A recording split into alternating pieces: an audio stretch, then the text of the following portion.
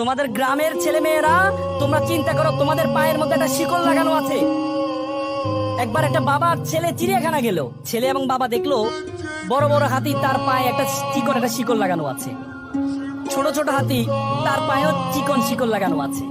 ছোট ছোট হাতিগুলো শিকলটা ছেড়ার জন্য চেষ্টা করছে, আর বড় হাতিগুলো স্তব্ধ হয়ে দাঁড়িয়ে আছে। তখন ছেলে বাবাকে বলে, আচ্ছা বাবা বলো তো, এ বড় বড় হাতিগুলো তো টান দিলে শিকলটা ছিঁড়ে যায়, কিন্তু বড় হাতিগুলো স্তব্ধ হয়ে দাঁড়িয়ে আছে কেন? তখন বাবা বলে, তাহলে ঠিক আছে, কেয়ারটেকারের জিজ্ঞেস করি কেন দাঁড়িয়ে আছে। পরে কেয়ারটেকারকে জিজ্ঞেস করা হয়।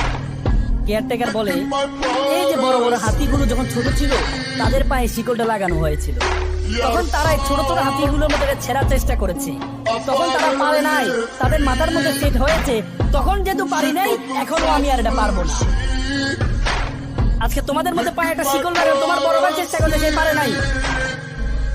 তোমার পাশের পাশে আপু চেষ্টা করতে, সে পারে নাই। তোমার মাথার মধ্যে সেট হয়ে আছে, সে যেহেতু পারে নাই, সুতরাং আমরাও পারবো না।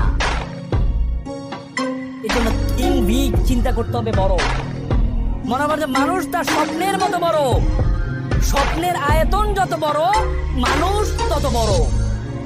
তোমার স্বপ্নকে তুমি যত বড় আয়তন দিতে পারবা, স্বপ্নকে তুমি যত বড় আয়তন দিতে পারবা, তোমার জীবনটা তত বড়।